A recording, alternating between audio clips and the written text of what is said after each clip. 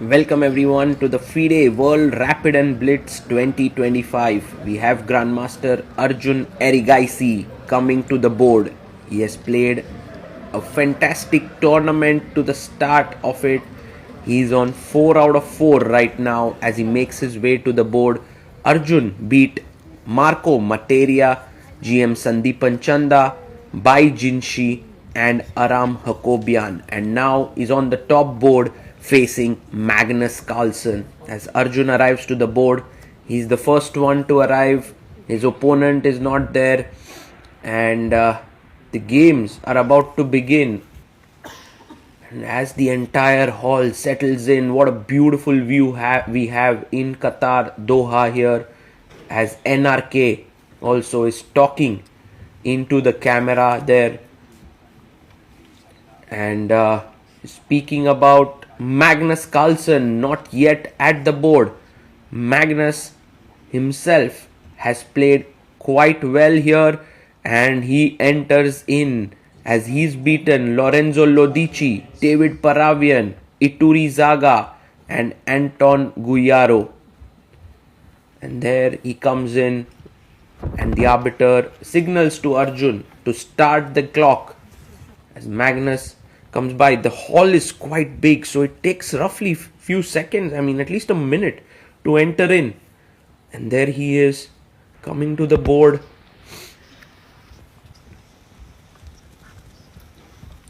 And a handshake. Magnus has the white pieces. We are ready to go. As always, when Magnus comes late to the board, you can see there he has taken up around 40 seconds.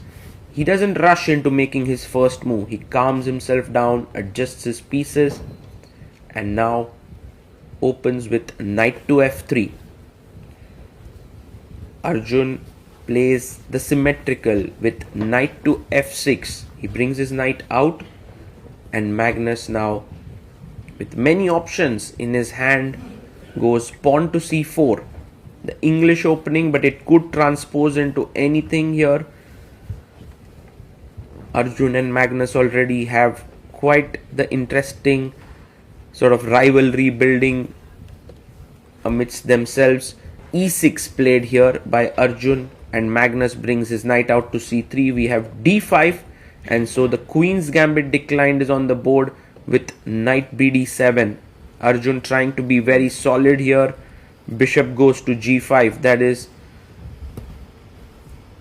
an interesting line here chosen by Arjun with bishop b4, the Ragozin system, and he plays his pawn to c5.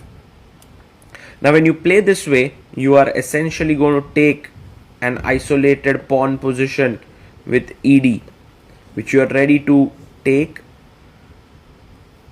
And there you see Magnus chops off the pawn on c5,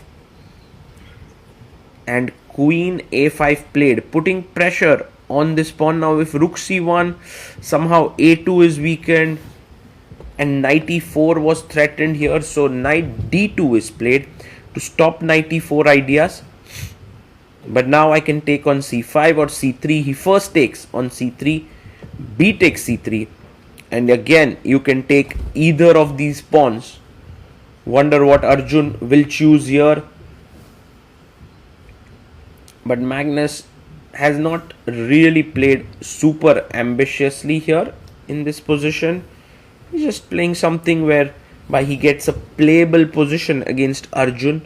A fighting position is all that he hopes for. And Arjun now trying to sort of think which pawn to capture, and he takes queen takes c3.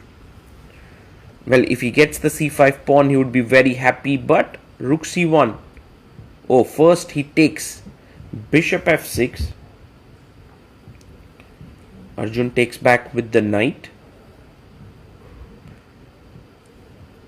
And now bishop to b5 check. You block here with bishop d7.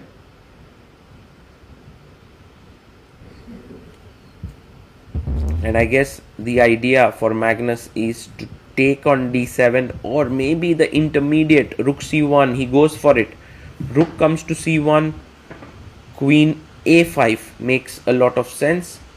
He brings his queen back. And now bishop takes d7, knight takes d7, and the pawn on c5 is hanging. You could potentially think about queen g4 ideas, but he first castles here.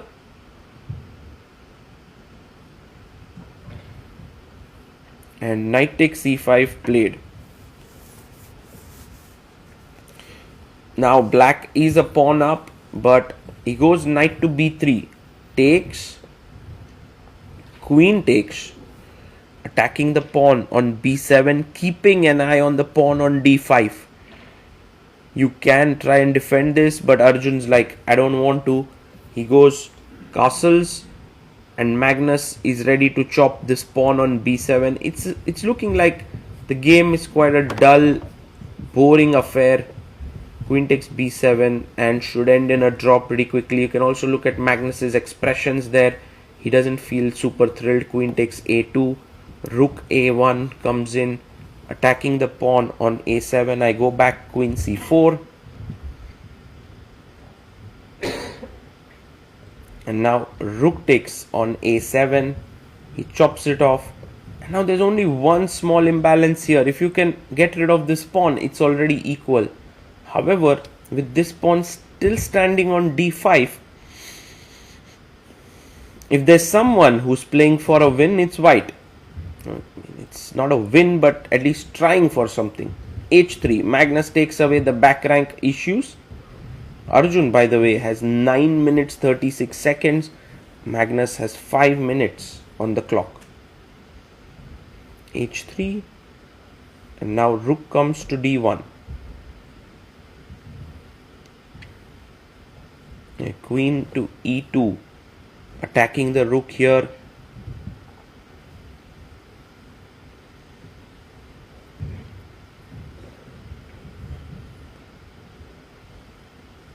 And so queen to a4 played. Brings his queen in. And g6. A good idea by Arjun, trying to make some space for his king on g7. And Magnus needs to find a way to make some progress. He goes rook a1.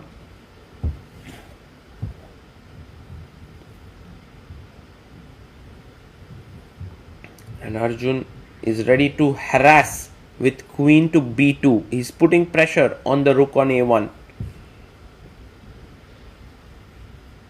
Magnus plays rook f1, a clear sign that he's playing here for the win. And Arjun calmly brings his king up to g7. Queen a5 played. He's now attacking the pawn here on d5.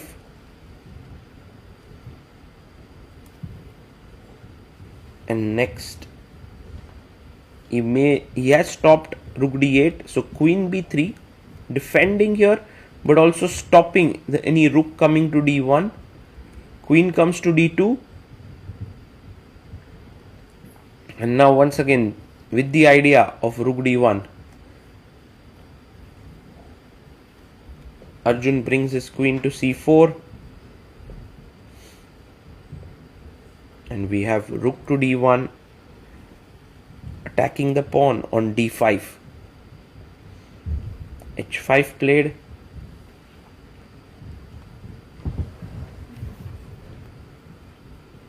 And g3. Just creating a luft. He may want to take this pawn on d5, but he's like, I'll wait. And Arjun doesn't also want to get into any passive defense. He's trying to actively seek his chances here. He believes that he can hold this 4 versus 3 endgame. King g8.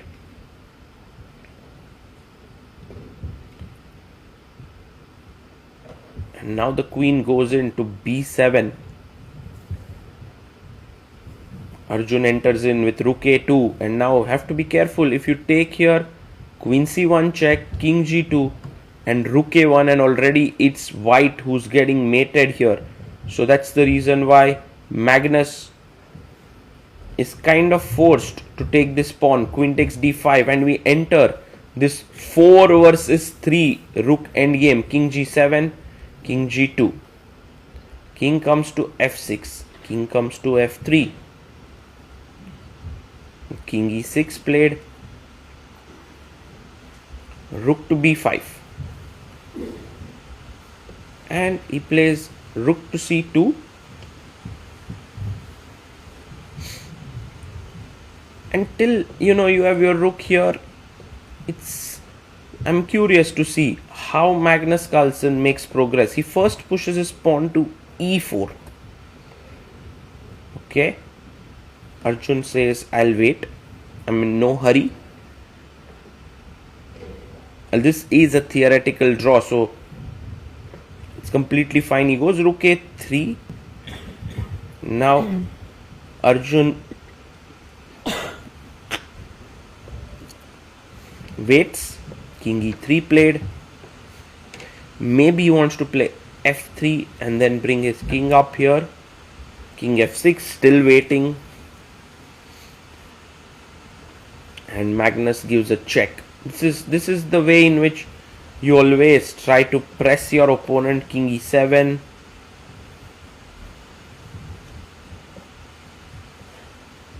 h4. Rook c2. Arjun is in no hurry to prove anything. f3 played here. Now suddenly you can see Magnus wants to go king f4, then king g5. So rook g2, attacking the g3 pawn, king f4. The pressure's mounting bit by bit. You can see Magnus there with complete focus. Rook f2, and he pushes e5. So now he has some space. And he's trying to go for rook f6, king g5, f4, king h6, king g7. That would be a winning advantage here. Rook f1 played by Arjun. Rook b6. Magnus waits. Again, these waiting moves sometimes make your opponent go wrong, but Arjun is calm and patient. Also notice how he's kept slightly extra time on the clock. Check. King comes up. Again, he comes back. Rook to b3, defending the pawn on f3. Plays rook e2, attacking the e5 pawn, although it's not really hanging. Check. King comes back to e7. And now again waits with rook a6. Arjun again waits with rook f2. Check. King comes up. Check again. And in order to make progress, maybe rook f6 is an important move. He plays it. So the idea could be king g5. Can we go with rook e2 here? Seems like a good move. But Arjun goes rook h2. A bit surprising. And Magnus, with just 25 seconds, goes king g5. He's trying to make some progress. Arjun needs to remain careful here. He goes rook g2. Now the point is, if you go g4, I'll take and play rook e2 to attack this pawn. So king h6. Wow. Arjun takes, and now king g7 maybe. Then there's g5. He goes f4, trying to stop g5. And king f8, a6, king e7. Amazing play, attacking the rook. E takes f7. It's the only sequence of moves to hold the draw. Wow. Beautiful play, king f8. And Arjun is still equal. He takes on g6, and now an important move, rook g4. But Arjun goes rook h3. Rook g4 might have been better there.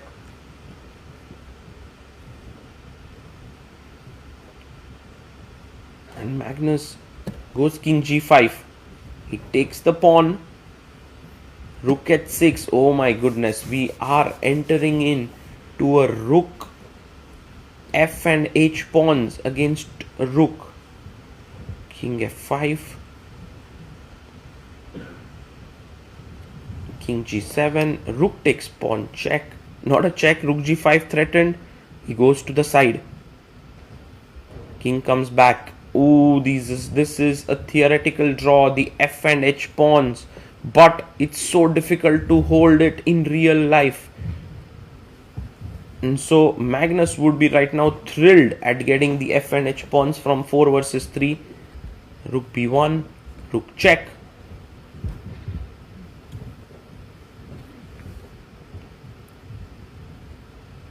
Arjun already has found some good defensive moves to bring the position here, but now it's not going to be easy. Look at Magnus there, blitzing it out, gives a check.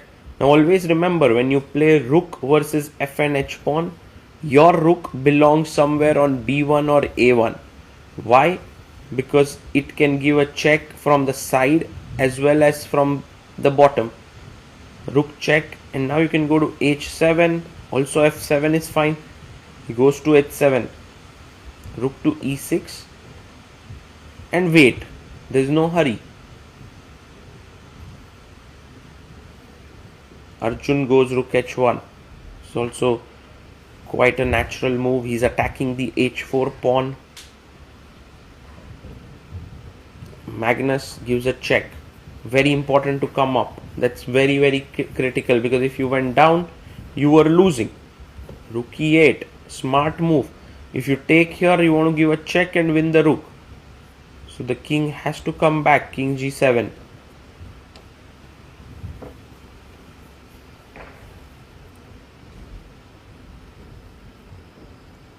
Another check.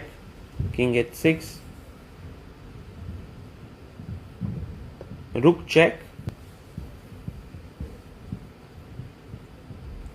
King goes to h7. And Magnus brings his king to g5. He gives a check here.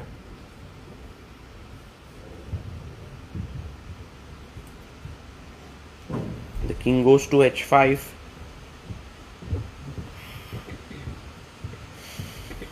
We have king to g7. And Arjun is being super careful here. He goes here. Rook to a6. He's playing excellent chess. Rook g2. Love this move. Keeping it under control. Keeping it under the wraps. Rook f5. Again threatening to give a check. And always Arjun has kept extra time on the clock as compared to his opponent. Rook f2. Lovely move.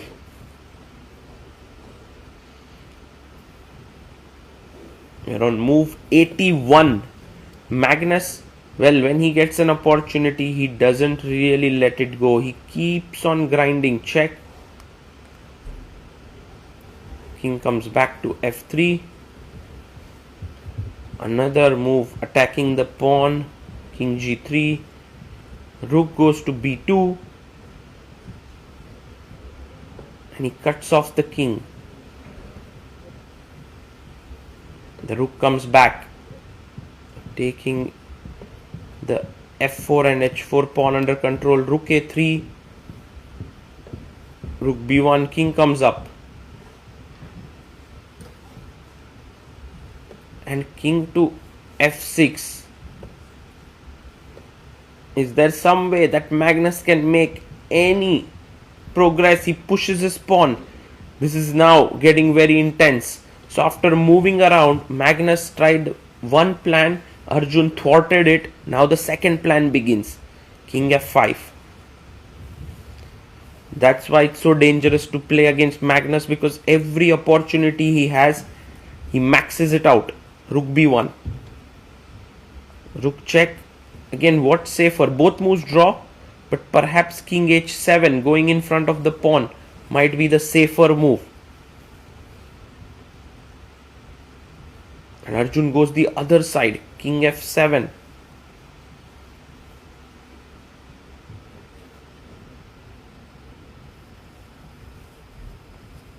Magnus brings his king here. He's trying to get in.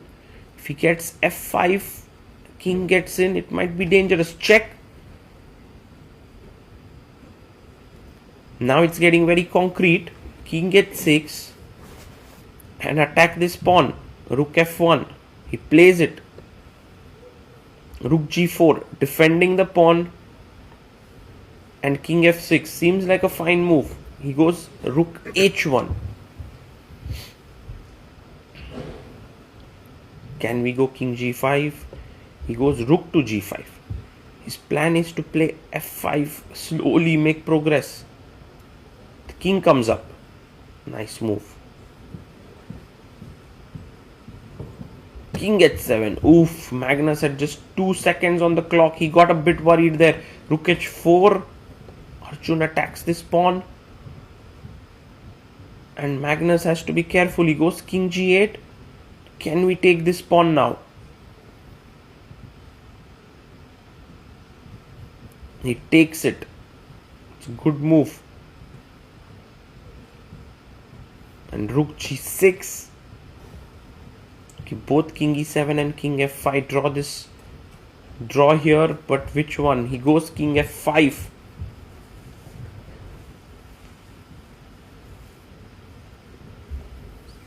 Rook a6. And rook to b4. I love this move because he now has long side checks. Check, king g7, check, and Magnus agrees to a draw. What a defense by Arjun Erigaisi. True, he didn't need to reach here, but still it was fantastic as both the players put back their pieces. Arjun is like, you know what, rook g3. I made this entire plan with the king coming in here. Was it fine? And Magnus was like, maybe I didn't see anything wrong with it, but why didn't you simply go here rook g4? It would have been an easier draw.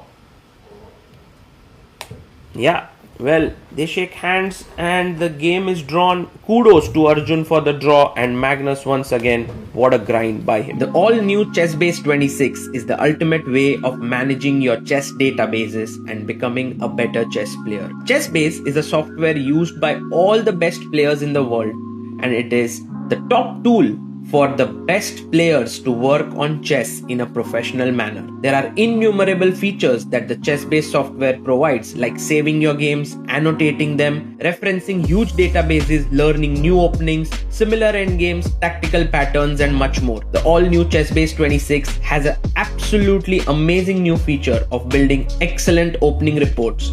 You can also now sort games based on them being rapid, blitz, or classical in the reference tab itself. Add to this the Mega Database 2026 and you will not only get more than 11 million games that Chessbase can use as data, but also more than 110,000 annotated games by masters. Get your Chessbase 26 and Mega 2026 now. The link is in the description.